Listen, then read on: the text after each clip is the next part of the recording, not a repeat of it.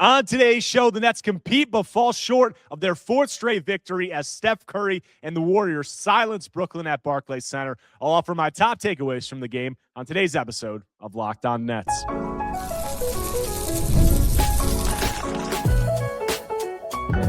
You are Locked On Nets, your daily Brooklyn Nets podcast. Part of the Locked On Podcast Network, your team every day. Welcome in to Locked On Nets right here on the Locked On Podcast Network. Now the number one sports podcast network. It's your team, the Brooklyn Nets, every single day. I'm Erik Slater, Brooklyn Nets beat reporter for ClutchPoints.com. Thank you for making me your first listen of the day. The show is 100% free on all those great platforms. And on today's episode, I'm going to be recapping the Nets' 120-107 loss to the Golden State Warriors on Monday at Barclays Center. And this was a game, the Nets are riding high. They were coming off their best win of the season, bar none, that blowout victory over the Timberwolves in Minnesota. You're thinking the Nets are for real. They're going for their 8th win in 11 games and their 4th straight. And it looked like another game where the Nets were going to cruise to a victory over a good team. I mean, the Warriors were on the second night of a back-to-back. They looked sluggish out of the gate. They had a grueling overtime loss on Sunday in Toronto. Steph Curry, Draymond Green, Jimmy Butler all played big minutes in that game, and it looked like it out of the gate. I mean, the Nets jumped out to a 28-15 lead, and it looks like they're really rolling. They're clicking. Egor Demin's hitting threes. Michael Porter Jr. is hitting threes. The defense looks good. But then the second unit came in for the Nets, and the game really flipped. I said the Nets were up 28-15 with the starters, and then the bench allowed the Warriors to close on a 13-2 run. And that was the story of the game. I mean, this was the story of the last game in Minnesota, was the Nets bench really playing out of its mind. Obviously, Cam Thomas had 30 points in 20 minutes in that one. The Nets bench demolished the Timberwolves bench. And this game was kind of the flip. It was a 180. Brooklyn's second unit looked really bad in this one. And I mean, Steph Curry, he played well in this game, but obviously the Nets were paying all of their attention to Steph Curry, or most of it defensively. And Steph Curry finished a -6 in this game in 28 minutes. So if you would have told me before the game that Steph Curry was going to be a -6 and that the Nets, every Nets starter was going to be a positive plus-minus, I would have told you that they probably won the game and maybe even won it decisively. But the second unit from the Nets really got outplayed in this one. I mean, you look at the plus-minus numbers. The Nets second unit, Cam Thomas was a -21, Danny Wolf -15, Day'Ron Sharpe -14, Nolan Shore -21, Drake Powell -19. And the Warriors bench, which went like 7 or 8 deep in this one because Steve Kerr was trying to play more guys and really limit the minutes of some of their top guys because they played so much on Sunday.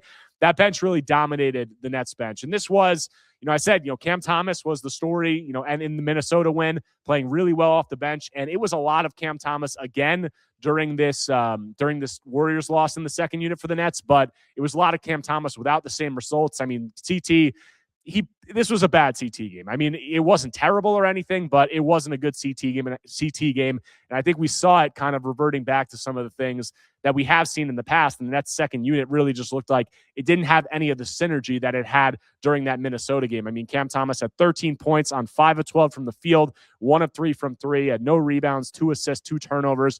And it was just a lot of, the Nets rookies. They've rolled out that rookie lineup of, Nolan Shore, Drake Powell, Danny Wolf, and Day'Ron Sharpe alongside Cam Thomas. And it was just a lot of those guys kind of camped in the corners, watching Cam Thomas, and the Warriors were paying a ton of attention to Cam Thomas in the second unit, and they were doubling him. And there were a lot of possessions where, Cam Thomas was a little bit, not quick enough to pass out of that double. Sometimes it was just him, not being able to see over the double. That's obviously a struggle, but there just wasn't a lot of involvement in the second unit for the other guys. The ball seemed to be sticking. So that was, that was tough for the Nets to, gain their footing with that second unit. And the starters, I mean, they played pretty well. I mean, for the most part, I said every starter was a plus-minus. Terrence Mann was a +12. Egor Demin had 23 points. He hit 7 threes. That's a franchise record for a rookie. He was a +8. Michael Porter Jr. had a good game. The bench just, the Nets, as I said, they got crushed in the non-Steph Curry minutes, which was a really surprising development for this Nets team. And moving forward,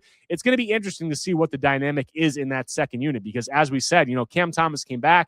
He looked great during that during that Timberwolves win, but I do think that the ball was moving a little bit more during that game. In this one, you saw the ball sticking a little bit, and I think you saw the process was a little bit different offensively in the second unit in terms of the ball sticking and also the shot diet that Cam Thomas had tonight. I mean, I said he took 12 shots, only 3 of them were three-pointers. He took 8 threes in the last game. It was just a little bit different, a little bit more, tough mid-range jumpers, getting downhill, struggling to get to the rim a little bit. And then with that, I think you need to see some of the other guys get more involved. And, part of that's on Cam Thomas, but a lot of it's on those other guys. You don't want to be standing around and watching all the time. But I think that it can become difficult when you have 3 rookies in the second unit and you have Cam Thomas, who is obviously the most talented scorer in that second unit by far. But I think that kind of, the rookies and the young guys in those situations can kind of default to standing around and watching Cam Thomas or deferring to Cam Thomas. So you want to see a little bit more of a balance of both of those, the rookies and Cam Thomas getting involved, obviously also Day'Ron Sharpe. But the second unit really struggled tonight. And also the defense came back to earth tonight. I mean, the Nets defense, they obviously have the best defense in the NBA in December, but you look at it tonight, the Warriors were 41 of 77. They shot 53% from the field.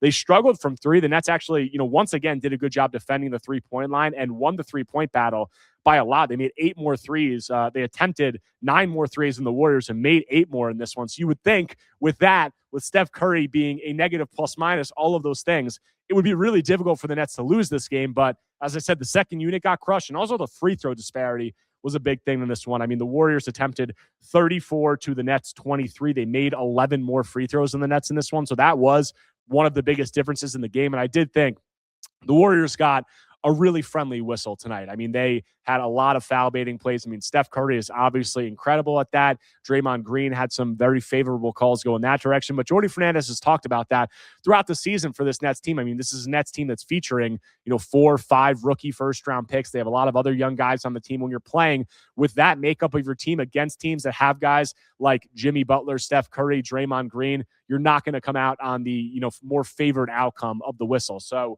the biggest takeaways in this game, in terms of why the Nets lost, the second unit, the free throw disparity, and, the defense came back to earth a little bit. But while that bench struggled, the Nets did get some high-level contributions from their starters. I mean, Michael Porter Jr. and Egor Demin both had really good games.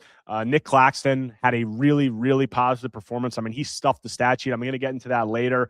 But just touching quickly on Michael Porter Jr., because it just seems like, he has these games where he's putting up monstrous numbers, and it just seems routine at this point. I mean, he had 27 points, 27 points, 10 of 18 from the field, 5 of 9 from 3, 9 rebounds, 5 assists, 2 turnovers. He was a +3. And I said he was 10 of 18. He missed 2 shots like in garbage time in the last minute. So he was really 10 of 16 before that.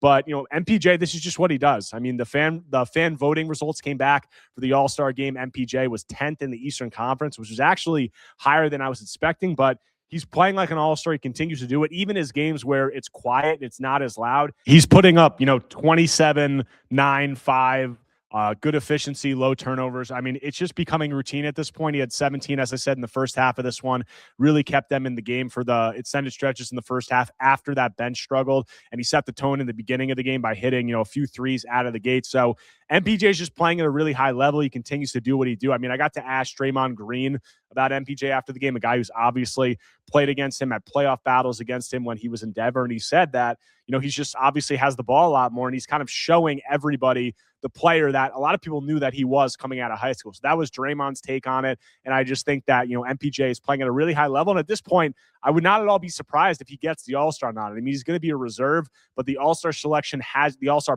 selection process has changed, where it used to be 2 backcourt, 3 frontcourt players for the starters, also 2 backcourt, 3 frontcourt in the reserves, and then 2 wildcard spots. Now it's just positionless. So the fans, the media, and the coaches vote on the starters, the 5 starters, but the second unit, or not the second unit, the reserves, there's 7 reserves from each conference, and those are decided on by the coaches. And I do think that MPJ has a really good shot to come out as an all-star this season, and that would be a big deal for a Nets team that hasn't had an all-star selection in 3 years. And I think that games like tonight, where it's quiet, but he's still putting up these kinds of numbers and having a noticeable impact on their ability to win his minutes and, contribute to winning in the way that he has over the last few weeks. I think that is all-star impact, and it's been all-star impact for the majority of the season. But Egor Demin was a player who also had a really nice performance in this one. Also Nolan Troy. So I want to touch on what we saw from both of those Nets rookies and what we should be looking for from them moving forward. So get into all that when I continue Locked On Nets after a quick break.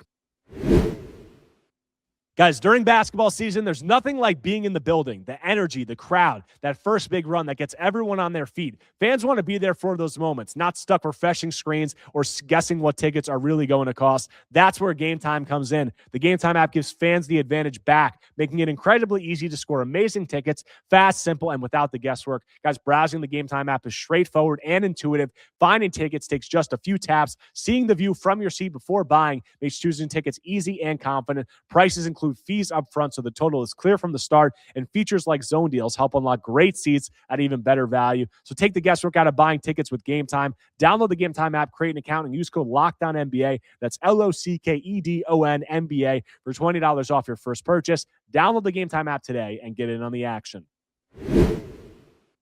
Coming back from the break on today's Locked On Nets episode, talking about Brooklyn's loss to the Golden State Warriors on Monday at Barclays Center. And Egor Demin was a bright spot in this one. And Egor continues to play, productive basketball and continues to have an impact on winning. And in this one, Egor had 23 points, 3 rebounds, 3 assists, 3 turnovers, was 7 of 17 from the field, but was 7 of 14 from 3.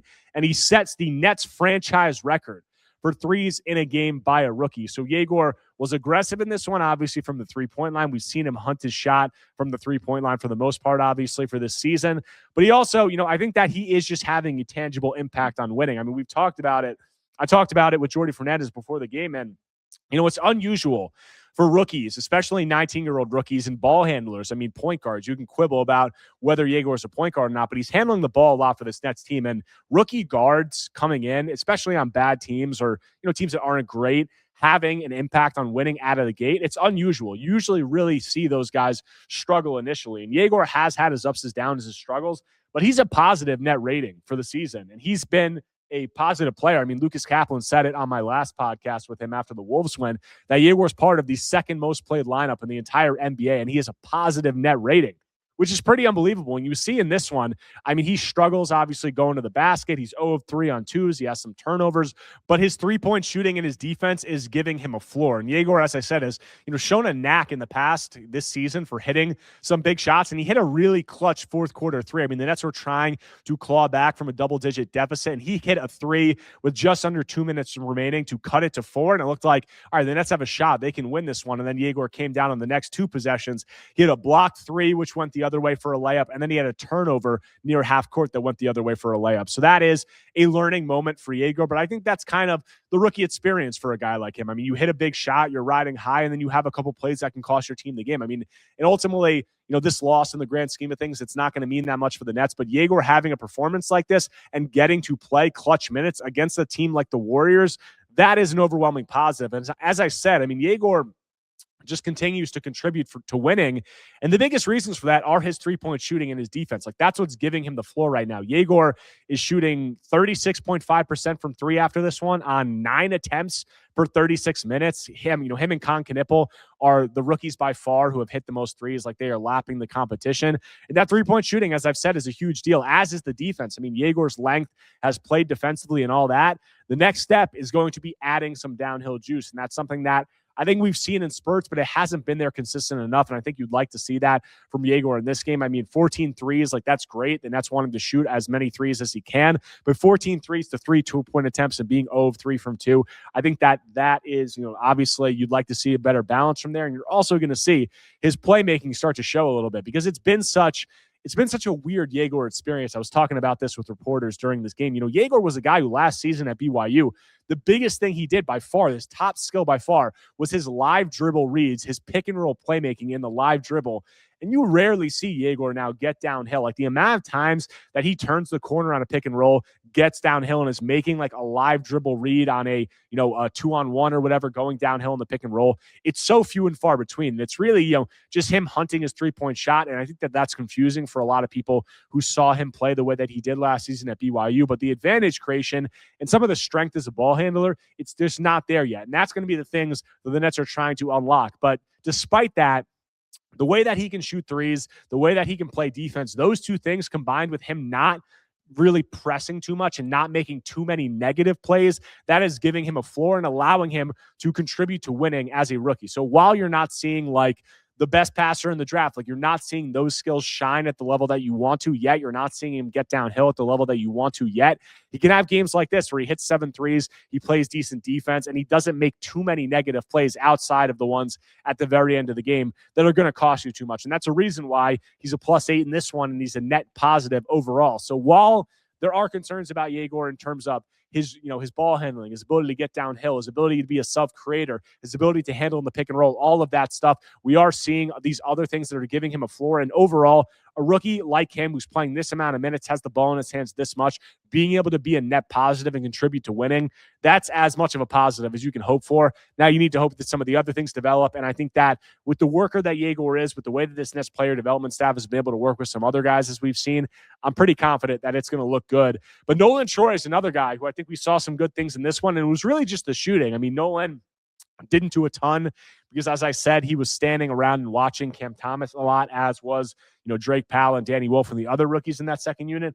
But Nolan was 3 of 4 from this one from 3, and he looked really confident from 3. And that was obviously a question with Nolan, as it was with all of the Nets rookies. All of them were questionable 3-point shooters entering this. Egor has answered that in the big way. Drake Powell and Danny Wolf have looked good. And now Nolan Troy, I mean, Nolan was shooting over a 10-game stretch in the G League, was shooting over 50% from 3 before he had his NBA call-up on decently high volume. And now you see him in this game. He had 3 of 4 from 3, as I said. He had multiple catch-and-shoot threes where he was pretty confident. He looked like he was a quick trigger. The stroke looked smooth. So that's just a big, it's a big positive, a big development for Nolan over a 15-game stretch now to be shooting over 50% or near 50% from 3, bridging the G League and the NBA. That's a big deal for him because we know that he's a guy who has that speed, has a lot of things offensively, a lot of tools that will play, in addition to, the defense that he's been able to play, which I think has looked really good thus far in the NBA level, which is, somewhat surprising given his size, his lack of, a wide frame, his lack of weight, but he does have that length. So that defensive length, the speed, the ability to get downhill, the 3-point shooting looking like it's coming along, all of that, really positive developments for a player in Nolan Troy who you didn't necessarily know whether he was going to be able to come and contribute to, winning at the NBA level. And he's come up since the G League and he's looked really good. And we talked, another guy that we've talked to, Jordy Fernandez, about before the game. And Jordy said that he thought that the G League was really necessary. And he said that he thought he saw Nolan early in the season during his NBA minutes, during the preseason minutes, some plays where, he had a turnover, he had a bad play, and the head was hanging, the confidence looked low. And he said that, Jordy said that he thought that the G League minutes and the G League, time that he was able to be really efficient did a lot for his confidence. And it's really been, night and day from the beginning of the season to now. And I think the 3-point shooting, you're seeing that reflected in the 3-point shooting, which is going to be huge for Nolan, as it's going to be huge for all of these Nets rookies moving forward. So really positive performance from Egor, really positive performance from Nolan. Quiet game from the other Nets rookies. I mean, Danny Wolf was 0 of 2 from the field in 20 minutes. Drake Powell was 0 of 2 from the field in 17 minutes. They really weren't involved very much, with Cam Thomas dominating the ball in that second unit. So you want to see those guys get more involved, but you did get 2 out of the 4 rookies with Egor Demin and Nolan Troy playing really well. Another guy who played really well for the Nets, Nick Claxton, a guy who continues to somewhat fly under the radar, but continues to stack really encouraging performances. So what did we see from Nick Claxton in this one? Also, what are we looking forward to with the Nets schedule? Because the Nets have, amidst this recent hot streak, had a really favorable schedule in terms of some of the teams they played, in terms of also the amount of rest that they've gotten. And that's going to change moving forward. So what could that mean for this Nets team? I'll get into all that when I close out Locked On Nets after a quick break. Guys, Fridays already feel different during basketball season, and FanDuel is making them even better. Every Friday night before the games tip off, FanDuel gives fans a new way to kick off the weekend with NBA Happy Hour. NBA Happy Hour is your official pregame, a limited time window where special offers drop right inside the FanDuel app before the action starts. Fridays from 6 to 7:30 Eastern have become appointment viewing with NBA Happy Hour. Opening the FanDuel app during Happy Hour always brings something new. Boosts, bonuses, and surprises. It's easy to check the weekly special before tip-off and make a move before the window closes. The time is perfect, right before the games, right before the weekend starts. So before tip-off, check the FanDuel app and see what's dropping during NBA Happy Hour every Friday from 6 to 7:30 p.m. Eastern. A little basketball, a little action, and a whole lot of Friday energy. That's NBA Happy Hour only on FanDuel, the official sports betting partner of the NBA. Coming back from the break, closing out today's Locked On Nets episode, talking about Brooklyn's loss to Golden State. And last player I want to hit on for the Nets is Nick Claxton, who just continues to stack really encouraging performances. I mean, Nick was everywhere in this one. This is one of his best all-around games of the season, in my opinion. You look at the stat sheet, he just stuffed it. I mean, 15 points, 9 rebounds, 4 assists, 3 steals, 3 blocks, only 1 turnover, was 7 of 9 from the field in how many minutes did Nick play? Nick played 35 minutes in this one. So, I think that 35 minutes, the ability that he has to make a significant impact on both ends, I think that just speaks to the durability that we've seen Nick play with. And that has been the biggest part of Nick looking just like, frankly, a completely different player from what he looked like last season. Because last season, he was obviously battling the back injuries. He had the epidural early in the season. We talked to him at his exit interview. He said that the back injury was still bothering him. He was going to use the offseason to get healthy, and he was going to look like a revitalized version of himself, going into this season. And that has been more than the case. I mean, Nick hasn't missed a game yet this season. He's playing over 30 minutes a game. So that speaks to the durability.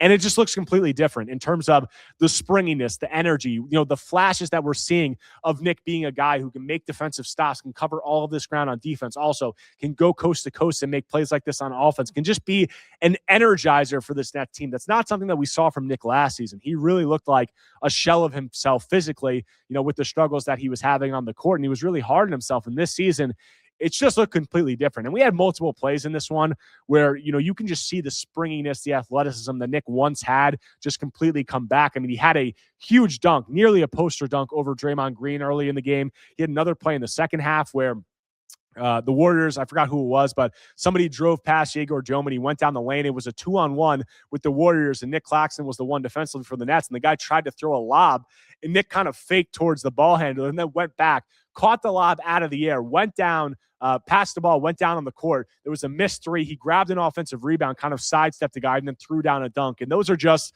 the energizer plays that you're seeing from Nick Claxton that you didn't see at many points last season. And I think that this has been a really positive season for Nick Claxton, him kind of rehabilitating his value after the struggles that he had last year.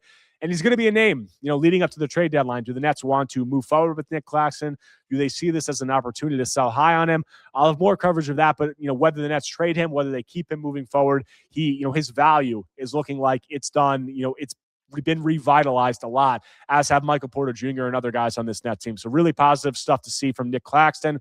And want to close this out just talking about the Nets schedule, because I think that that's been somewhat of an under-discussed trend, during this recent hot stretch. The Nets have obviously won, 7 of their last 11 games. They had a 3-game win streak prior to this. They've been one of the NBA's best team in December. They were 3rd in net rating behind only the Thunder and the Celtics entering this game tonight. But they've had a really favorable schedule in terms of some of the teams they played, also in terms of rest, because, this is my first year on the Nets beat where the Nets have had multiple weeks. I mean, they had a week because of the NBA Cup where they had 6 days off. They had another week where they had 4 days off. They had another week where they had 3 days off. And you look at it, they had a stretch, starting with that Pelicans win that they had at home early in December.